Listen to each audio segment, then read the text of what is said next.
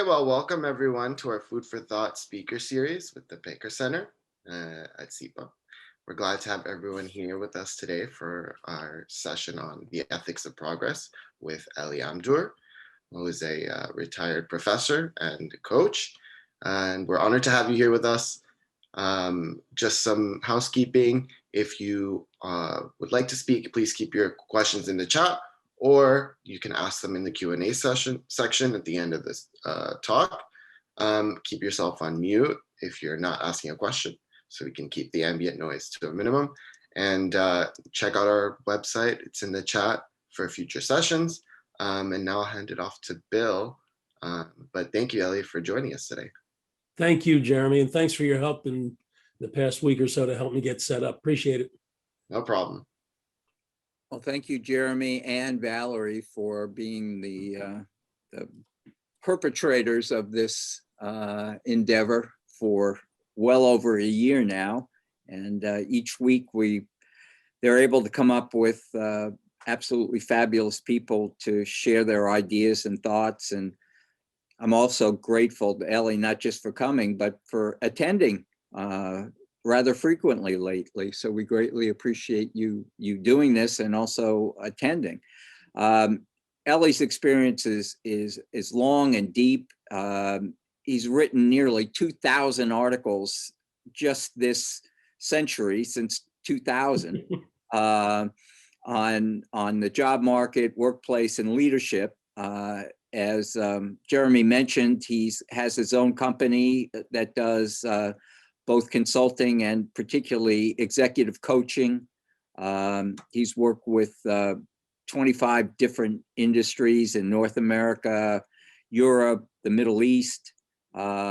He's been a part of several startups. He served on the board of a French network.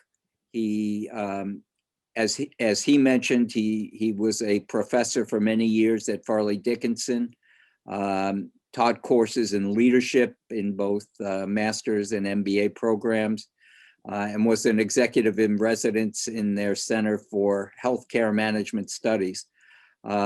He's an amazing person, author, executive, teacher, and I think in modern terms, a philosopher as well. So we're very appreciative, Ellie, of you being here, and I'll turn the program over to you. I appreciate that, Bill. Thank you. Once again, Jeremy, thanks. Valerie, thank you for everything you did to help me set up. Thanks to Tanya Pope also, who kind of introduced me in to you, Bill, and things have gone from there. And thanks to Tom O'Donnell, who's the executive director of operations, who actually brought me in and introduced me to Tanya, and the rest is taken from there. So Tom, I think you're here. There you are. Yeah, right. I really believe that you're on a beach there somewhere. But thank you, Tom. Good to see you. Valerie or Jeremy, I want to share screen. Am I doing this right? Yeah, I guess I am, huh? Got it. You're there.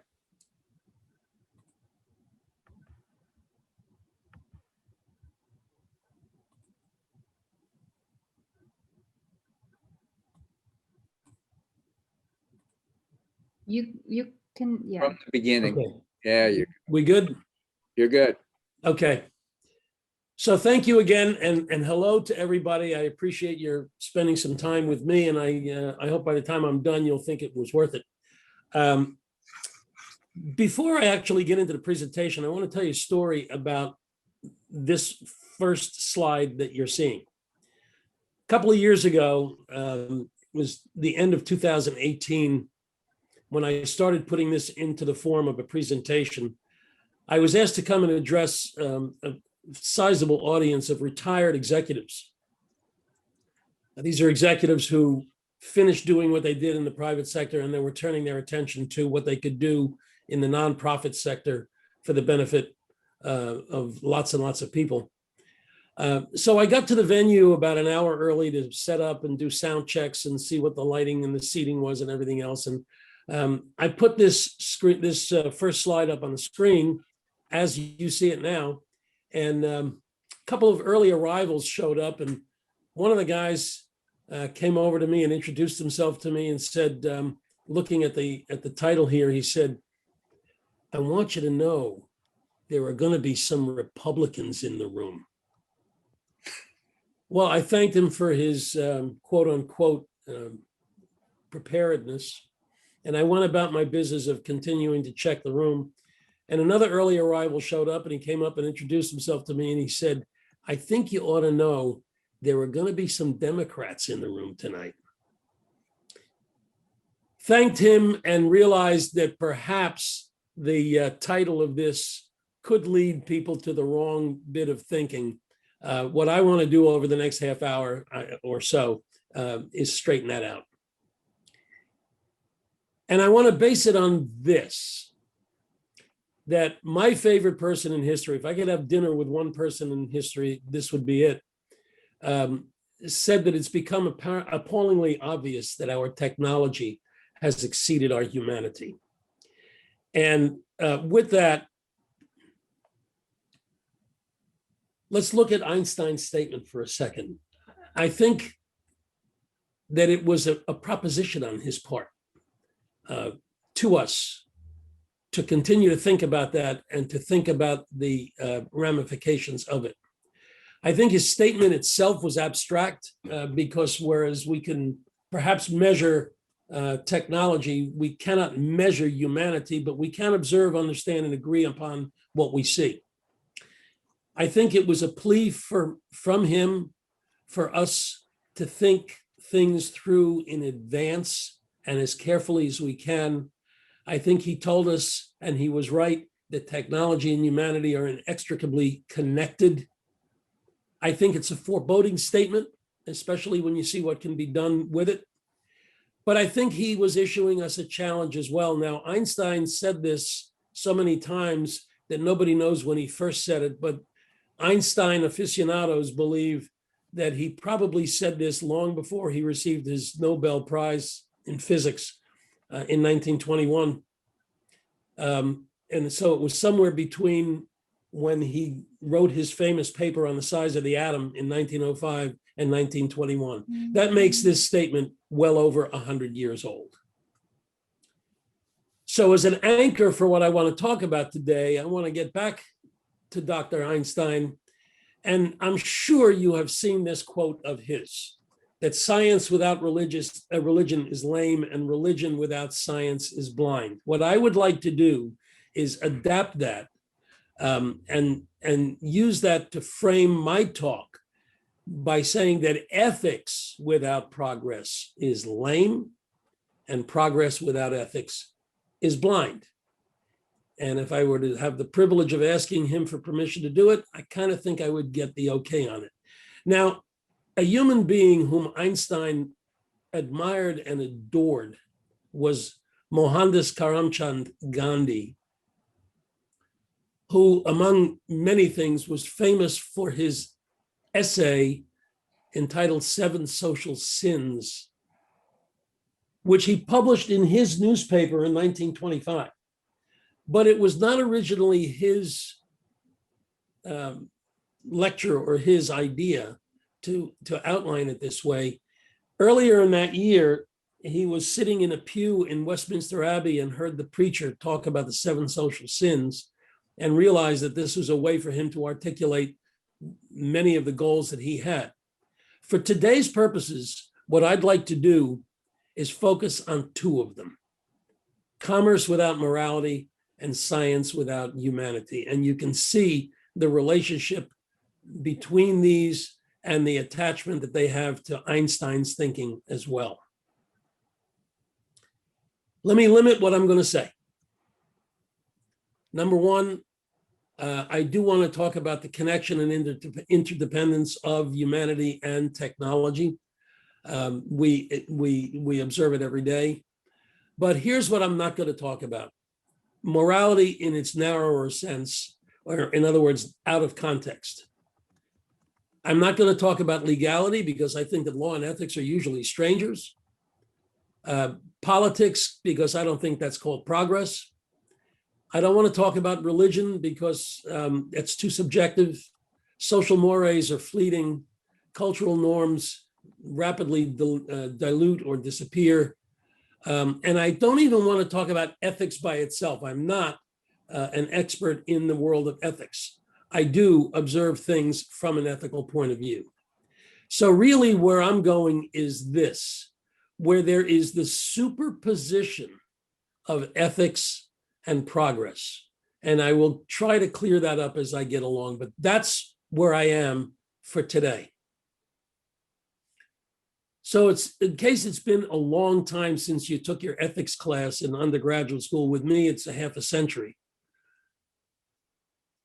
We talk about ethics on three levels: the highest level, the meta ethics, the next highest level, normative, and then applied ethics is basically what you see them arguing about in the Senate Ethics Committee, which is usually a fancy dressing for did you break the law or didn't you? So there's my 1 minute, 15-week course on ethics. And I also want to define for you what I consider to be progress, because this could be all over the board. I do not, as I said in the paper that I submitted to you, want to talk about concepts like democracy or manifest destiny or superego or gender equality or anything like that.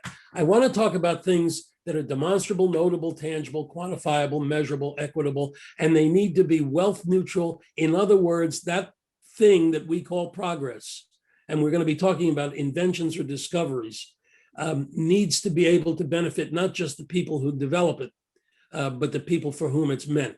And I'm going to give you a very clear example of that. And it needs to be history worthy. In other words, not every single app that some guy in his garage is developing today is history worthy. So I'm not considering that to be progress. So I've tried to limit my talk so that I could do it in the time prescribed. Here's my overarching thought, that if we think about the consequences of our decisions before we make them, we will make much better decisions. And I'm going to spend the next few minutes giving you some case studies and some examples of this proposition. When I do this lecture and I have a little more time, I get into a little dramatic thing about asking the attendees if they can tell me what the world's first global corporation was. And aside from the obvious, well, maybe not so obvious, but the right answer, the Catholic Church, which is a 2,000-year-old global corporation, but in modern times, the world's first global corporation. And most of the answers are usually AT&T or Westinghouse or General Electric or something that had to do with Thomas Edison. But that's not true.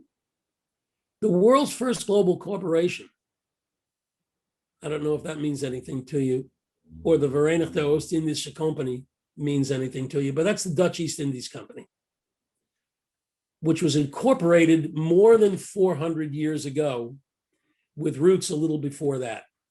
I'm bringing this up because they are the best example of how decisions can be made to be, well, perhaps to have both positive and negative influences. The Dutch, the modern era's first great merchants and sailors, traveled more than 12,000 miles to get to the East Indies to bring back boatloads of spices, rice, and other products. When they set sail to go back home, they began a 12,000-mile journey from Indonesia to Leiden, which was a port at the time, to Zeeland and to Amsterdam. And they were sending hundreds of ships. Well, they realized that they were taxing their physical plant They were losing many of the sailors and the seamen because it was just rough to do 12,000 miles like that. And so from an operations point of view, they decided it would be a great idea if they could find a spot about halfway between Indonesia and Netherlands to build an outpost that would serve as a place to mend sails, repair the bows, get fresh water, go inland and kill beasts that they could store to eat and things like that, change crews. And that's what they did. That place that the Dutch created, or that outpost they created, is right where Cape Town, South Africa exists today. And the Dutch, being quite advanced, they had things like alphabets and guns and highly skilled mercantile experience. They were able to exercise some considerable influence over the people they found there. And the tall, pale-skinned, blue-eyed, blonde-haired Dutch were able to create a system in which they found the black and brown people who lived there, that they were able to create a system in which the different peoples lived apart from each other and functioned apart from each other. That was a system that created an apartness, which is the exact translation from the Afrikaans of the word apartheid. And so apartheid was created. It was created because the decision that the Dutch made was operationally brilliant. It was the smartest thing they could have done, and it had a disastrous effect for centuries upon the continent of Africa. Let's fast forward 400 years to something not quite as big in scope, but that was equally dramatic.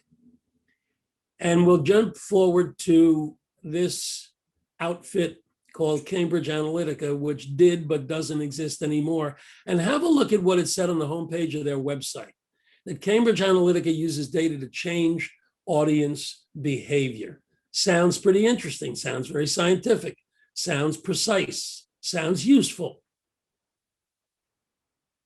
But here's what really happened. What they did was they acquired the personal data of 87 million people from Facebook. They got it through a guy who was designated as an external researcher, in quotes for a reason. That guy told Facebook they were using this for academic purposes. How did Facebook vet it? They didn't. They passed the information along. What Cambridge Analytica said they were doing was opposition research. This was in 2016. What they actually did was tamper with the election. And everybody knows it. And the way they did it was in every unethical, immoral, illegal act they possibly could get involved in, but they pulled it off. In April of 2018, John Herman wrote this in the New York Times. The queasy, and I love that adjective, truth at the heart of Facebook's Cambridge Analytica scandal, which is so far the company's defining disgrace of 2018, is that its genesis became scandalous only in retrospect. Only in retrospect. And that's as far as we've come in 400 years, that in retrospect, we realize the decisions we made have been detrimental to some or lots of people. But I'd like to ask you, what if the Dutch East Indies Company or Cambridge Analytica or Facebook obeyed the great law of the Iroquois Confederacy, which is called the seventh generation principle, and says that in every deliberation, we must consider the impact on the seventh generation, even if it requires skin as thick as the bark of a pine. What's interesting about this is not only the spirit of this declaration. What's interesting is that this long predates even the Dutch trading with Indonesia. No one knows how far back this goes because the Iroquois, like most Native Americans, had no written history. So two sources that I have used, one has said that this goes back perhaps almost 1,000 years, and another that says it goes back perhaps 600 years or so. But what if that principle had been in effect when the Dutch were sailing from Indonesia back to Holland, or when Facebook was screwing around with Cambridge Analytica? Now, if you take that what if question and you apply it to the things that we're going to have to be dealing with in today's world, and you look at this list, which is incomplete, but it's a list of things that are going on now. 10 years ago, this would have been considered futuristic. Right now, all of these bullet points are, to a certain degree, already behind us. Some of the future of this is already in our past. Now, what if we were able to think in terms of the Iroquois Declaration when we deal with these things? So it brings me to this guy, Thomas Kuhn, who said in his books in 1962, The Structure of Scientific Revolutions, that intellectual progress is not steady and gradual. It's marked by sudden paradigm shifts. Well, we kind of get that, but what Kuhn was talking about, if we build a little bit of a chronology here, the very first thing that we humans or our hominid ancestors were claimed as progress, as an invention, perhaps a discovery, was stone tools. It was a long time ago.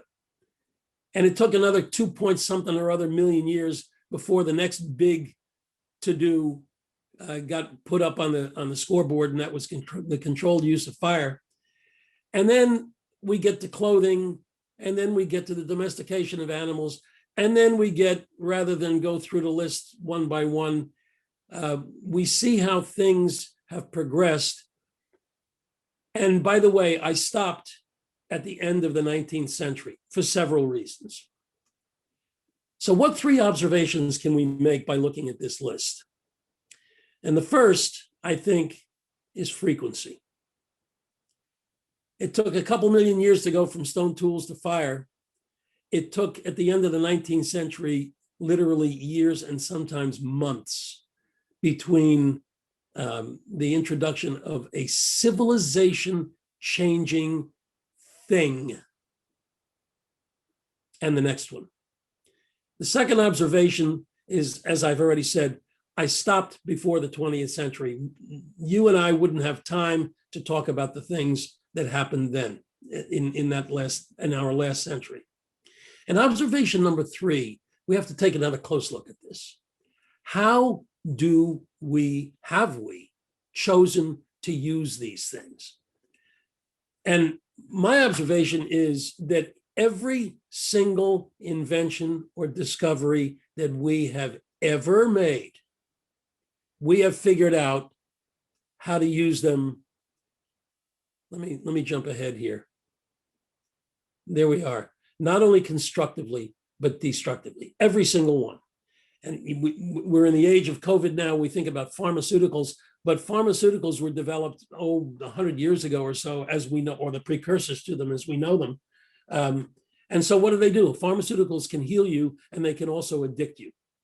The alphabet can be used to spread learning. It can also be used to spread lies, and it is.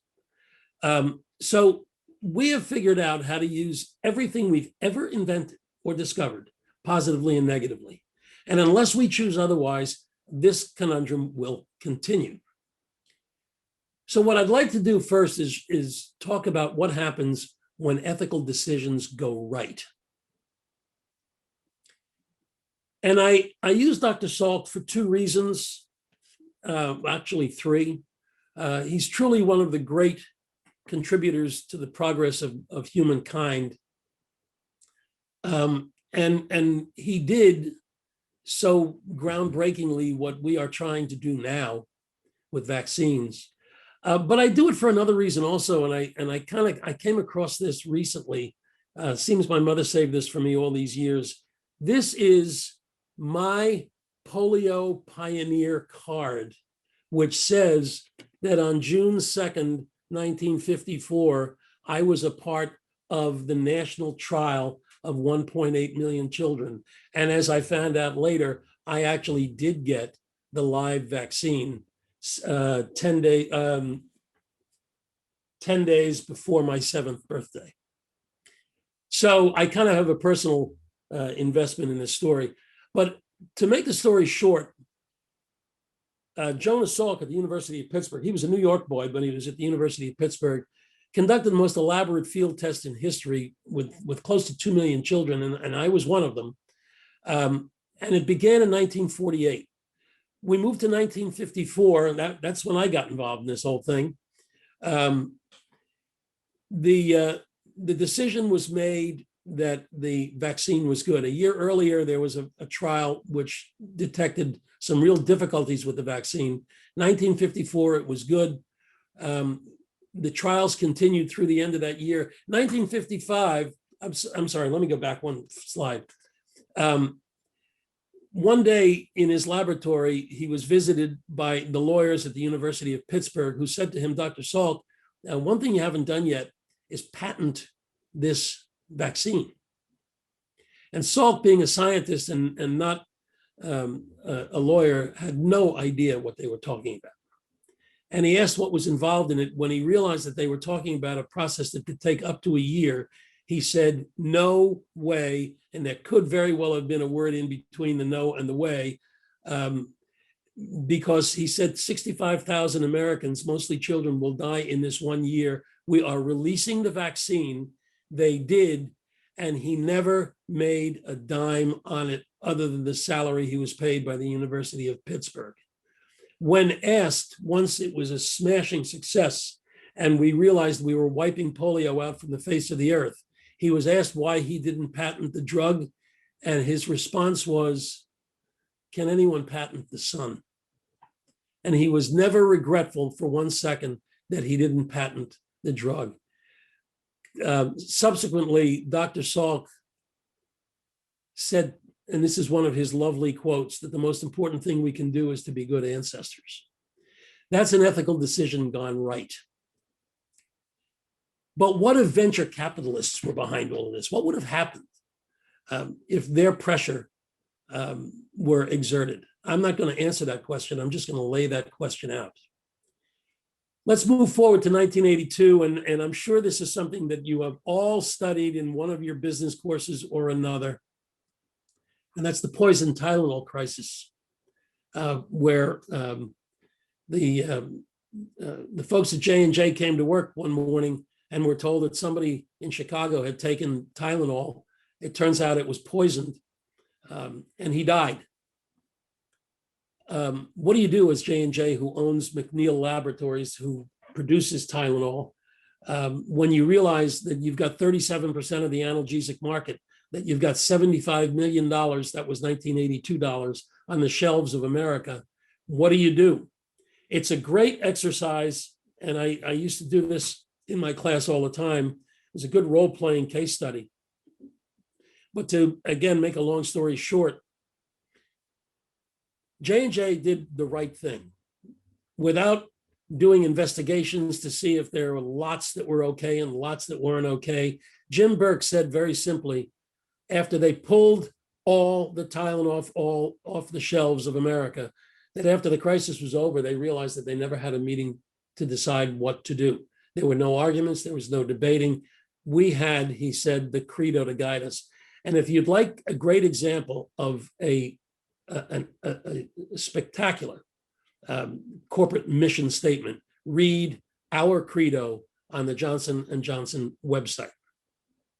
It's something that was written by Robert Wood Johnson in 1940. And on that day in 1982, it was just activated. No one had to discuss what was going on. It was all done. And by the way, there are 4 responsibilities that they talk about in the credo to our users, to our employees, to our communities, and to our stakeholders or stockholders. Any decision you make to protect one could potentially negatively and equal and opposite reaction affect another. They handled it beautifully. No losses were incurred. There was a temporary drop, a minor drop in stock price, a temporary drop or loss of the entire 37% of their market, which they got almost entirely back within 5 months. And as Jim Burke said, we didn't have to meet to determine what to do. We knew exactly what we had to do. Dr. Salk, J&J, that's what happens when it goes right. What happens when these things go wrong? We get opioids. And it's a sad thing to say, but that same company, Johnson & Johnson, who handled the Tylenol crisis so badly, got sucked into the opioid thing a couple of years ago. Same company, different time. There's a very big story. I don't know if you're familiar with it, and I don't know that you should be, but it's called the Delta Works. And it exists because in January of 1953, a monster storm with severely high tides and winds and rain and everything else struck the southwest portion of the country of the Netherlands. The losses were devastating. If you think about it, these were the losses from a storm that lasted a day. What the Dutch did, now, by the way, that area that you see is all below sea level. That was just, it was too easy to happen. That's what Holland, the southwestern part of Holland looked like in January of 1953. The decision the Dutch made was to build the Delta Works, which was one of the most extensive civil engineering projects in history. There's the same area. And if you see all those red lines, those are dams, dikes, sluices, locks, all interlocking, all interconnected, that ensured that that land would never again be subjected to flooding. It is a gigantic project, which was begun in 1954 and is still being worked on today. And it's one of the largest civil engineering projects in the world. But it wasn't just an environmental or an engineering decision. It was an ethical decision that this shall not happen again. Meanwhile, all along the west coast of Holland, dikes were built. And you can now not, if you look to the left of this picture, that's the sea out there. If you look to the right, that is a farmhouse and farmland. That dike is the limit as to where you can build. We, on the other hand, after major storms, are sending insurance companies in with billions of dollars, and we're building right back where people have lost their lives and property. So when it goes wrong, here's what happens. These are Category 3, 4, and 5 hurricanes that have hit the Gulf or Florida since 1953. And I'm missing a few too, by the way. The Dutch showed up to help, to begin to help us to do what they did in 1953, 54, and moving forward. What did we do? Nothing. We built a couple of levees. But we didn't make any ethical decision at all to do what we could have done. That's what happens when it goes wrong. Now, I'm getting close to my half an hour, and I'm going to cut this short, but tell you that this is a good time to think about artificial intelligence, but we wouldn't be new in our thinking when we did it. Any of you who have not seen 2001: A Space Odyssey or haven't seen it in a while should look at that movie again. I saw it just a couple of years ago, where artificial intelligence, there's a point in the movie where it takes over. We're going to have to deal with that. We're going to have to deal with that, and things like genetic engineering, robotics, and drones, in the respect that I talked about before, that everything we do, we've figured out how to do it in a positive or a negative, in a constructive or a destructive way.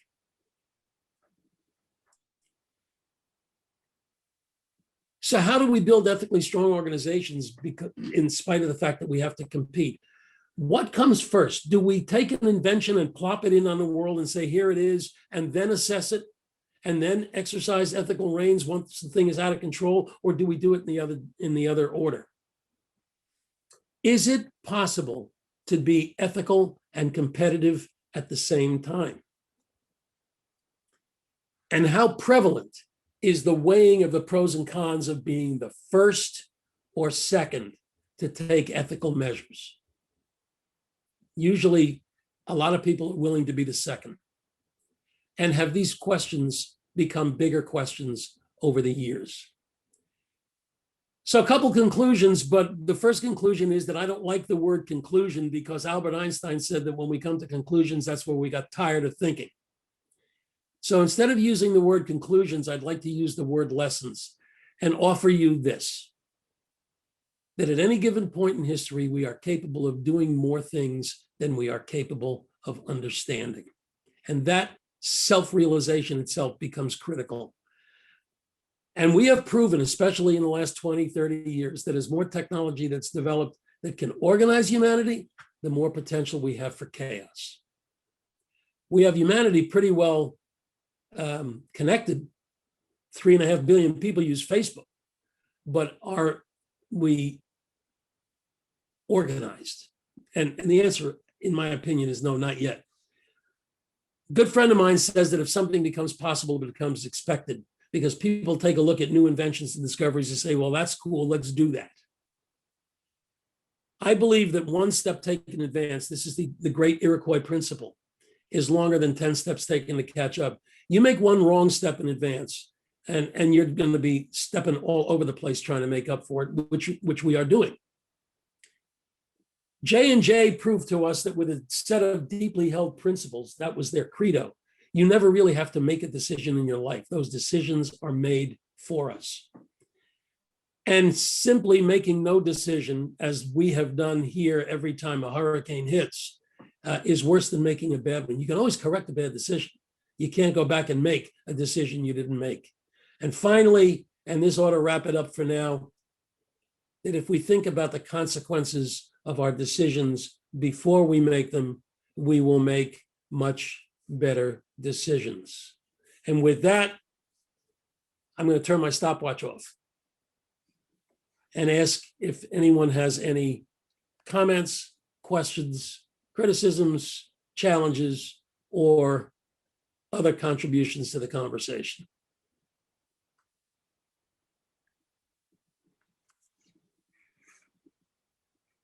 I'll start. So that was great, Ellie. I really enjoyed it. And I tried to teach ethics a little bit with, I think, modest positive impact. I hope so anyway. So we share a lot of the same thinking. What I wanted to ask you about is, I know you're a student of Einstein, and I try to be.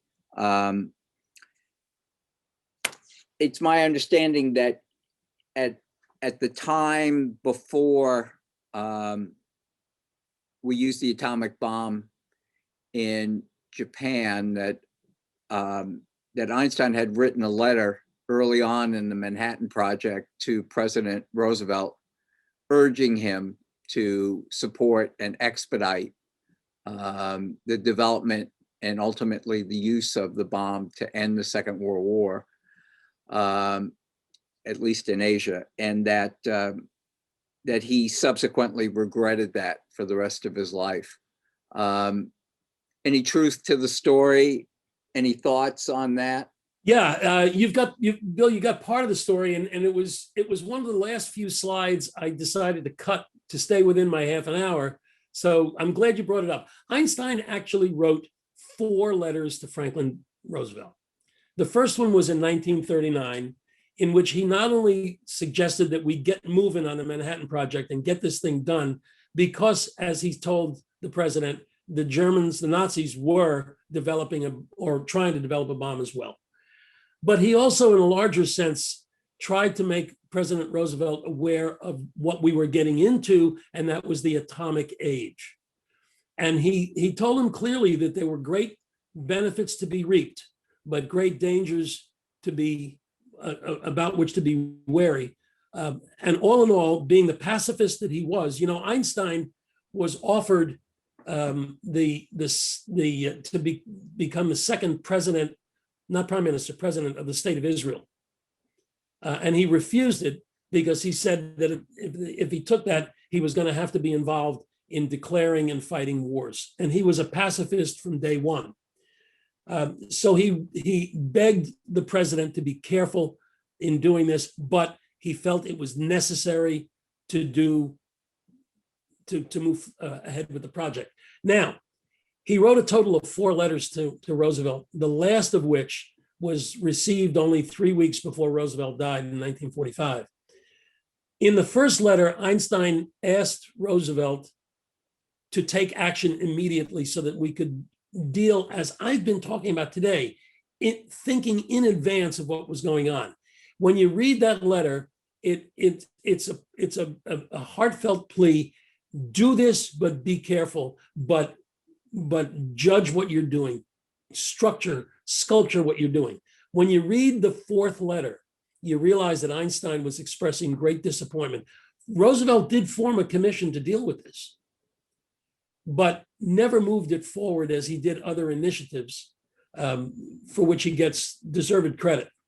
But the 4th letter that Einstein wrote expressed disappointment that Roosevelt had not done more. Now, if you move forward with Einstein, leave Roosevelt in history for a second, just weeks before Einstein died, he and Bertrand Russell signed the Russell-Einstein Manifesto, along with Linus Pauling and other Nobel Peace Prize winners and winners of other Nobel Prizes, again, begging us to control what we were doing with these nuclear weapons, and of course, to do what we could to end war altogether, which was certainly ideal but naive.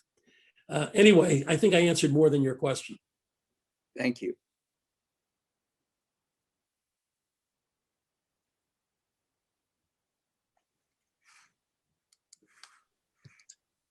I've got a question. I don't know if anyone else has their hand up.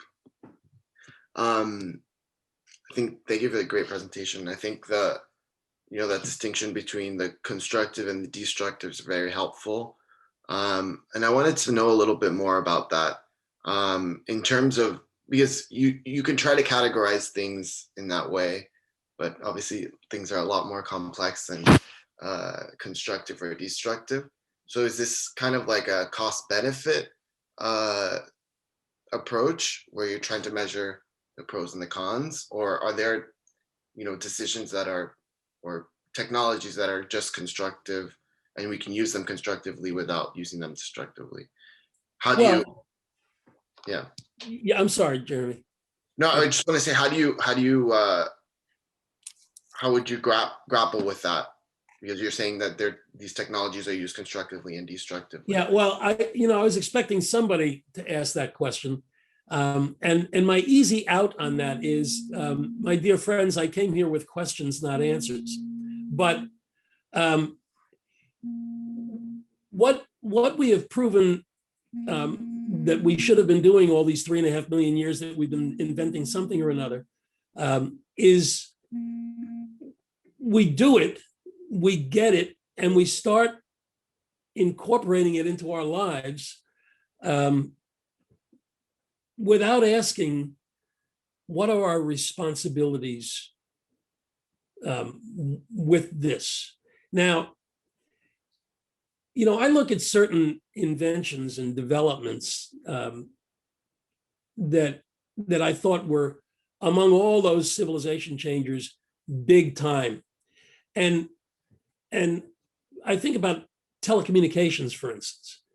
And when I ask students or business clients, what was the first breakthrough in telecommunications? People start talking about the first cell phone. Then they talk about Thomas Edison's telephone. Alexander Bell's telephone.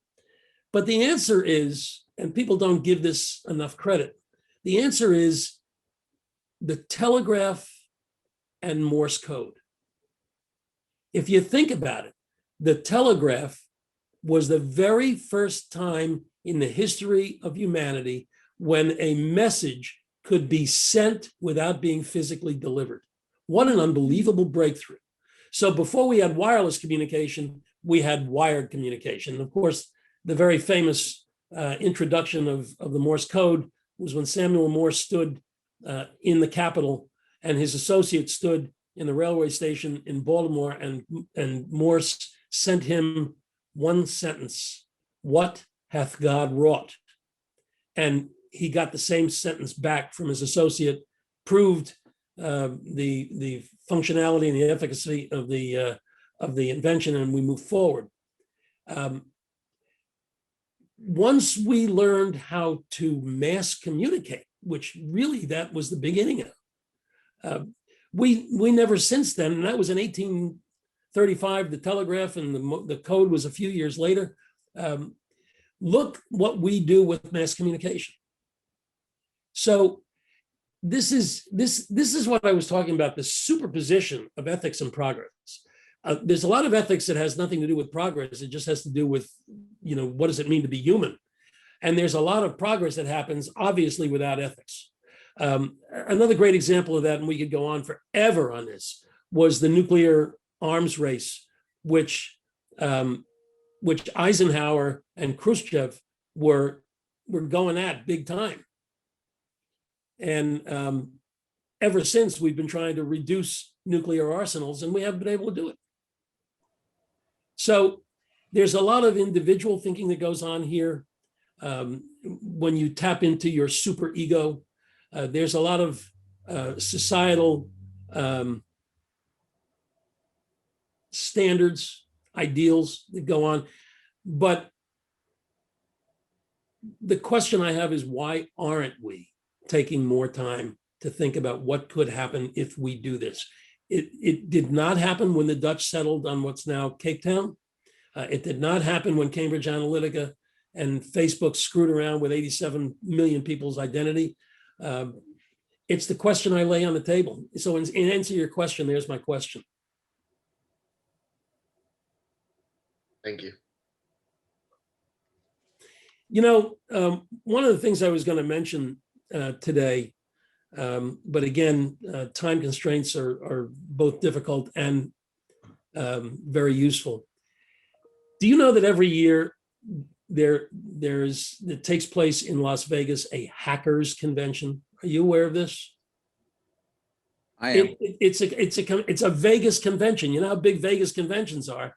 There's a hackers convention, and hackers from all over the world show up and show what they're able to do. Well, in 2018, the hackers convention attendees were given the challenge of hacking a simulated version of the election system, computer system of the state of Florida. All of the firewalls were built in, all of the safety measures were built in, and hackers were told to see if they could hack it. The winner hacked the system in 10 minutes and had the system deliver the results of the election were that he, and I don't remember his name, received 2 billion votes, and that everybody else got 3 votes and 5 votes and 6 votes. That hacker was an 11-year-old boy. 11-year-old boy. And when he was given the award as for doing the best job and the quickest job of hacking the system, he came up to do a presentation. I'm sorry I don't have the graphic on this. And he was standing there next to the podium with a microphone in his hand with a big PowerPoint behind him talking about it. And on the podium was a plaque. And the plaque said, "Honor Code." hackers have honor codes? I mean, you know, how crazy is this? Not to mention the fact that an 11-year-old kid went to his parents and said, "Could you pay for me to go to Las Vegas? I'd like to see if I could hack Florida's election system."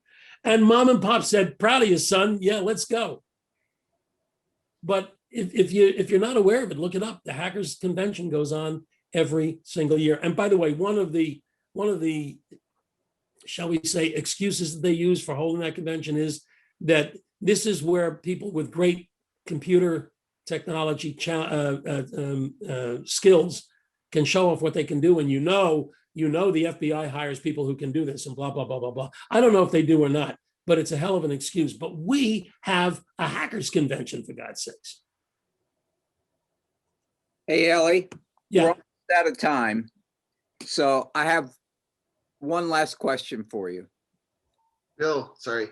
What? Our ethics professor, Adela. Yeah, of course. Adela should go ahead of me. Ella, Hello, Adela. I think you muted, Adela. Thank you, Bill. Yes, I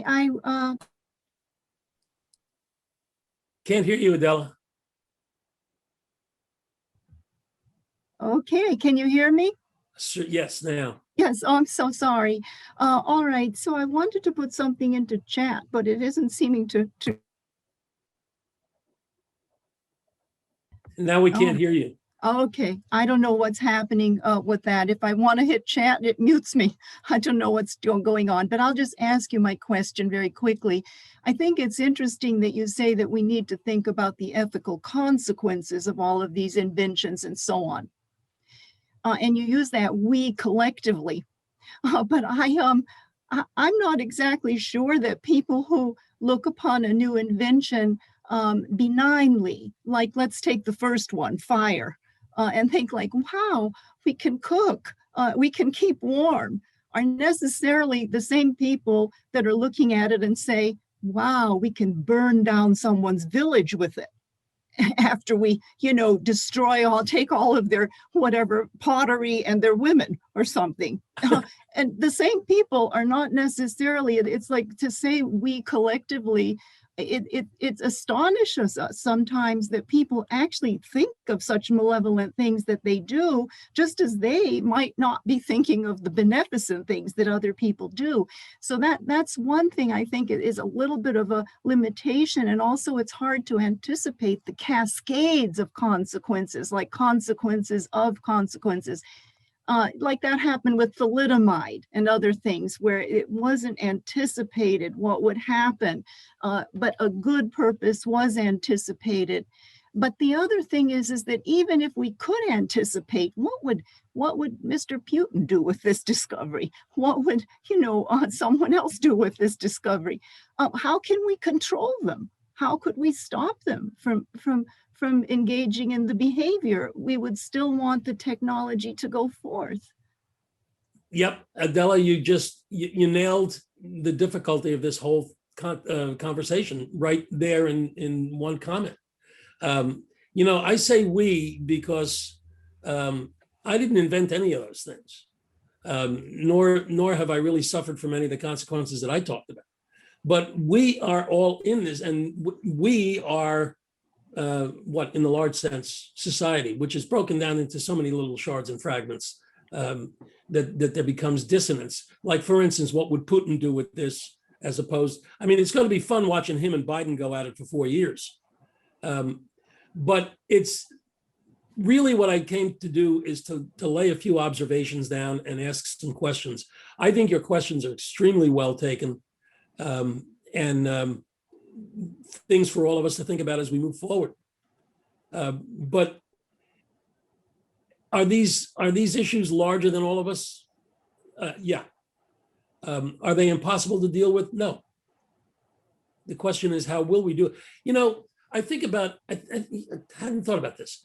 The United Nations was formed in 1946.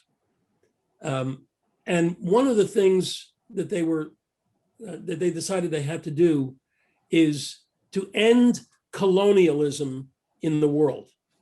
when the United Nations was formed, 1/3 of the land area in the world was under colonial rule. By the time the Trusteeship Council in the early 2000s put itself out of business, the number of people living under colonial rule in the entire world was a smaller number of people than live in the borough of Manhattan. That's what can happen if we continue to consider this our problem. Thank you. Thank you. I can understand that. I appreciate your response. Thank you for your question. Bill, did you have something you wanted to ask? Bill, unmute yourself. I'll just change my question to an observation, which you can refute. Despite all the terrible things that continue to exist in our world and happen every day, from my own personal perspective, from my earliest memories of life on Earth to today, my assessment would be that we have progressed enormously overall in a positive direction in terms of the ethical state of the world today, as compared to what it was like in the 1950s. That's my point of view. So I would not refute that for 1 second. You know, the good news, look, I talked about some real big screw ups in history, but the fact is that we humans are the only species on Earth, or who have ever been on Earth, who have the capacity to reimagine the future. We're not the only species that invents things. Bonobo monkeys have done that. Crows have done that. Chimpanzees have done that. But we're the only ones who have the capacity to reimagine the future. That is a very hopeful, very constructive, very human thing. And we are doing that. We just have more and more challenges with the things that we're creating along the way in deciding how we're going to deal with it. But I totally agree with you. I think this is a much better world than it was in 1950. It's just a hell of a lot more complex.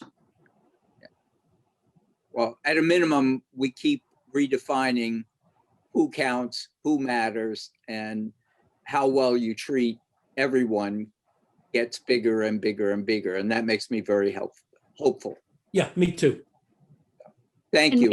maybe we can also start thinking into, whenever we evaluate what is successful, putting the measurement of success as well, the factor of how much you are giving to others and how well you are performing the way you're doing. Because we tend to evaluate success by dollar amounts or by number of this, number of that.